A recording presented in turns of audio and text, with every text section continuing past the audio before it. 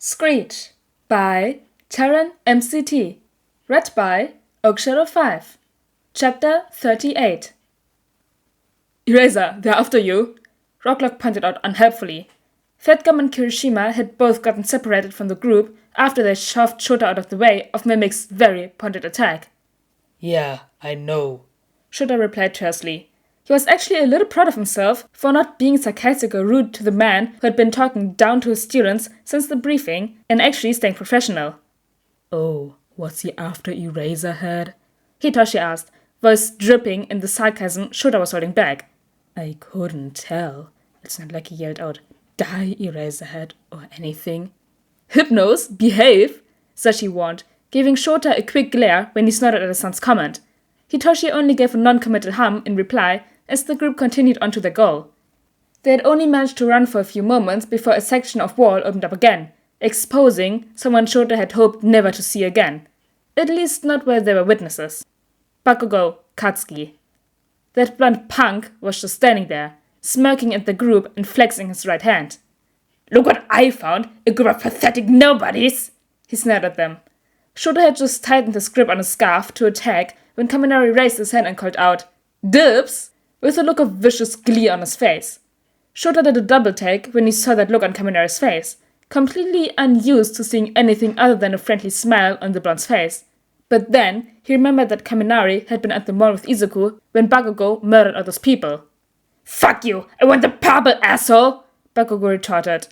"That useless spot's not here, but at least I can kill his brother!" Oh, I can promise you that won't happen. Hitoshi grinned. But I'll take you on if you really want. Back off, Hypnos! I called dibs! Kaminari glared at Hitoshi. You also take me on, Chargebolt. Hitoshi taunted, still grinning darkly at Bakugo. Respect the law of dibs! Chargebolt, Hypnos, can you two at least pretend you're heroes in training for 5 minutes and act professional? Hisashi complained. No, the two boys called in unison as they charged the blonde asshole. Shota rolled his eyes, but as he went to give them back up, the walls moved again, trapping the two with Bakugo. Damn it. Well, I hope he's picked a god and started praying, because those boys are about to send him to them. Aren't you worried about them? Night Eye asked. We don't know what his abilities are. Hisashi snorted. No, you don't know what his abilities are. He's got an explosion quirk and a disintegration quirk, but both are dependent on his hands. Of which he only has one. Shota added with a dark chuckle. My son is the one who managed that. Your son ripped a kid's arm off and you laugh? Rocklock asked, looking a little pale. What the hell, man? Shota shrugged. It's his own fault. He ripped off my kid's wing. Fair trade. Hisashi nodded solemnly. Fair trade? Sorry, Hip, but if you want to crack at this guy, you're gonna need to be a lot faster than you are, Denki said, right before he sparked up. All at once, Hitoshi remembered every second of the days after Bakugo attacked Izuku at the mall. He remembered how Denki would keep Izuku's hands on his, not only for the comfort, but because he would try to cut his wrists with his own talons. He remembered Denki confessing to him while at the camp that he felt the mall was his fault, because he didn't do anything other than stand there watching. If I ever see him again, that just might be my own villain origin story. Hitoshi hadn't really understood just how much anger Denki had towards the boy who had hurt Izuku, but watching lightning dance around him as he cracked his knuckles, Hitoshi was starting to understand. "If you really want to go first, I just have to kill you before I get to the purple, fucker!" Bakugo sneered at Denki. Denki nodded sullenly. You heard that, right, Tosh? Lethal intent? I heard that, yeah. Hitoshi confirmed, a little uncertainly. Alright then, safety's off. With that, Denki's spice got brighter, and then he just disappeared. All Hitoshi could see were flashes of lightning streaking across the room, colliding with Bakugo and throwing him into walls with the sheer force and the electrical backlash. In the brief seconds where Hitoshi could actually see Denki, he was shocked to see his expression. He was clearly playing with his target, which led Hitoshi to wonder just how much the boy had improved in the past few months. This is not the same boy that would overload his senses and walk around with his brain fried. Hitoshi hadn't realized until now, but he hadn't seen Denki's short circuit since they had their internships. Just what kind of stuff had Papa been teaching him? Hitoshi finally understood exactly why Dad always says not to piss off the Sunshine people. Even though Hitoshi had wanted to get a hit in on this asshole who nearly destroyed his brother and got him kidnapped from summer camp, he's willing to let Denki take care of him. He's doing one hell of a better job than Hitoshi would have, what with every hit getting backed up with who knew how much of an electrical damage.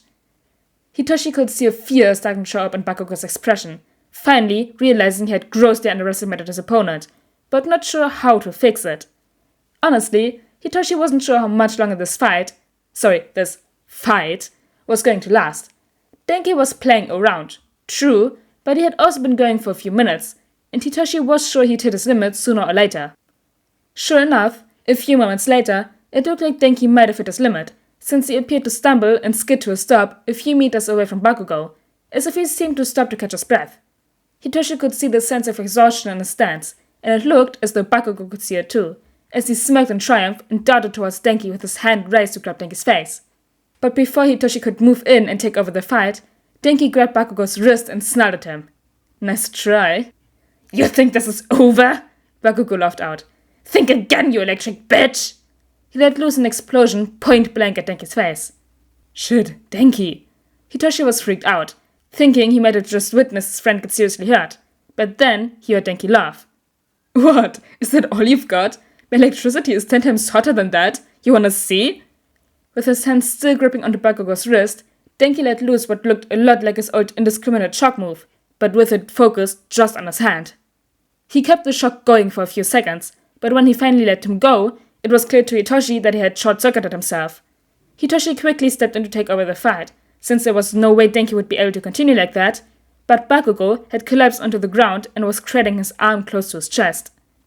Hitoshi gently nudged Denki towards the open part of the room, making sure he wouldn't wander into Bakugo while he was vulnerable, and looked at the boy screaming in agony. Ugh! Hitoshi nearly gagged as he smelled the charred flesh on Bakugo's arm. The skin was blackened and burned, and Hitoshi could swear he could see bone. Well, that looks like it hurts. Hitoshi deadpanned, causing Bakugo to look up at him with a glare. Probably wouldn't be able to keep you in my quack with that, but I'm gonna need to restrain you somehow. Hitoshi sent him a wide grin.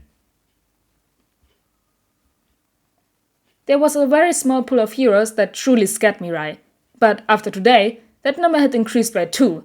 Present Mike and his student Chargebolt were absolutely terrifying.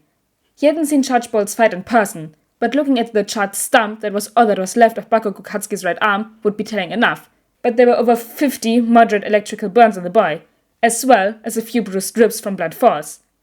As for Present Mike, well, Mirai had watched the footage of Present Mike fighting over one, but he really hadn't been paying attention, more focused on watching as no one wanted to help All Might. Watching him fight Overhaul today made it very clear just how he managed to defeat the 200-year-old supervillain.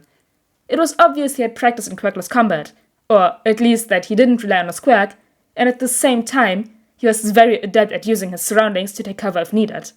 One of Overhaul's followers had been trying to hit Present Mike with a quack-erasing bullet, but he was never in their narrow sight for more than a few seconds at a time, using the landscape that Overhaul had created to his advantage.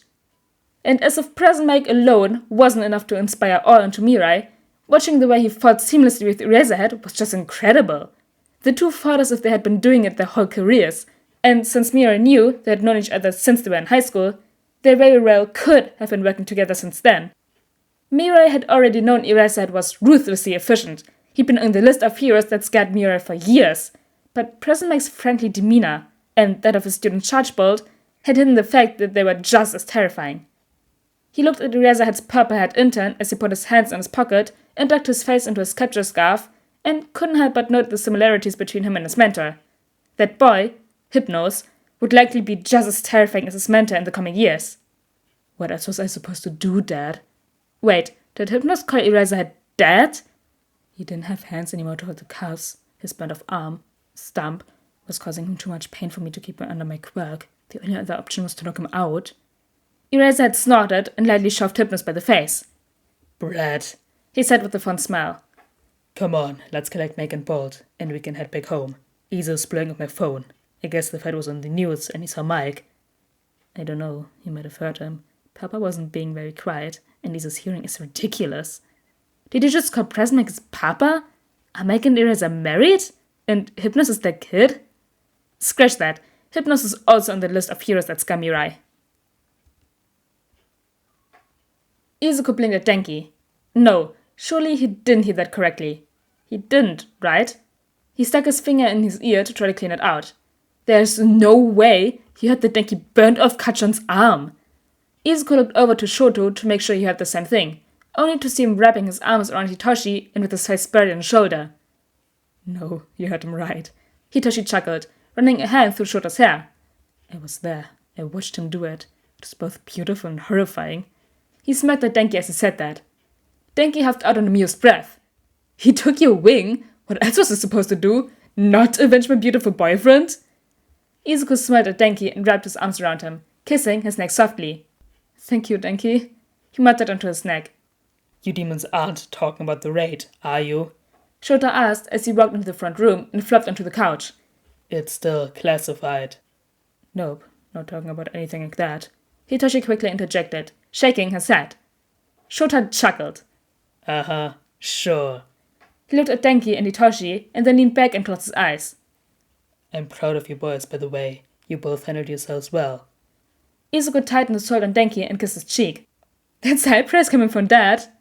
Shut up, you overgrown pigeon. Shota laughed. Izuku squawked in offense. Excuse you? Keiko's the pigeon? Speaking of, Hisashi said as he entered the front room and headed to the couch, lifting Shota's legs and sitting onto the couch underneath. When you're supposed to be with him today? I was, Izuku pouted. When we saw you on the news, he told me to go home, knowing full well I was going to be distracted. It's not like every single member of my family was at some dangerous raid or anything. Shota simply nodded his head against Hitoshi. I'm not sure if I was more or less worried not being able to spot you on the news. He added quietly. I don't mean to point out the obvious, but we're all going to be doing this for the next however many years. This isn't the last raid we'll be on, right? Denki tried to point out. Nice try. Hitoshi huffed out. Just wait until Dad goes out on a raid and doesn't check in with Papa on time. If you think these two are being dramatic, you'll be in for a real treat when Papa starts worrying. He grinned when he saw Hisashi stick his tongue out at him. The only good part about him worrying is that he stress bakes the best cookies, cakes, muffins. None of that happens when Dad doesn't check in on time. I can neither confirm nor deny that I sometimes drop my phone on purpose, knowing the baked goods that will be waiting for me when I get home. You're no better, Hisashi glared, pinching Shota's leg. Shota gets all clingy and won't let me out of his sight for hours. That's only if I don't stalk him and follow along to the raid and watch out for things to go wrong, he admitted easily, not bothering to complain about the pinch, knowing he deserved it. Hisashi sighed in annoyance. It's gotten to the point where people ask me if he's hanging out on a roof somewhere before every raid. Izuku raised an eyebrow at them. And you give me the stink eye for doing the same thing? I call bull. The difference, Hitoshi snickered, is that they are hypocrites. Yeah, that tracks. Denki nodded solemnly. 10 years later. Are you sure you don't mind subbing for me for the week? Izuku asked Shota. Problem child. You act as if I've never taught both heroics and the law and ethics classes before. Shota rolled his eyes fondly at his son. I can take both of them over again for a single week so you can go on your honeymoon. Okay, Izuku replied uncertainly. You're sure? Shota grabbed him by the cheeks. Problem child. Relax. Everything will be fine. All you need to focus on is walking down that aisle to meet your soon-to-be husband, and then enjoying your honeymoon with your new husband. I know. Izuku dropped his head onto Shota's shoulder. I'm just so nervous. I don't even know why I'm nervous. We've been together for 10 years now. Why am I a nervous wreck? Shota wrapped his arms around his son and laughed. You are just like Zashi, I swear. In all the years I've known him, our wedding day was the one time I've ever seen him be a nervous wreck over literally nothing, thinking I was going to back out at the last moment. Shota lifted Izuku's face back so he could look at him.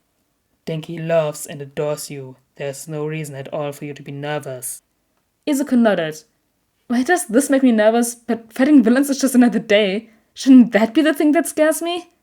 It's because you fight villains all the time, but this is the first, and likely only, time you're going to get married. It's normal to freak out, Owlet. Shota pulled back and reached out to fix Izuku's tie. I'm proud of you, Izuku, he said quietly. Izuku tilted his head slightly and hooted inquisitively.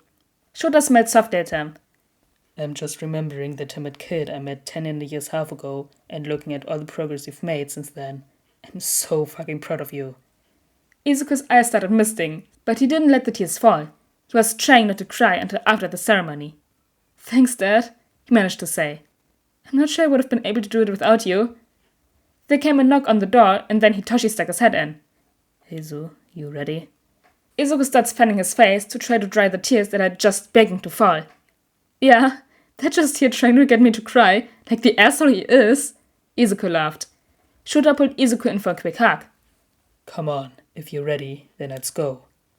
Izuku sniffed quickly and then picked up the bouquet of white petunias. I'm ready, he said, ready to walk out and marry the man he loves. Oh my gosh, this last chapter was so cute. Like, the 10-year time skip part. The wedding! He's marrying Denki! Woo! But also on the fluff in this chapter, like Shota and Hisashi telling the others how worried they are when they don't check in with each other. That was so cute. But anyways, guys, I hope you all enjoyed chapter 38, the last chapter of Screech. And I'll see you all next time for the next podfic. Bye!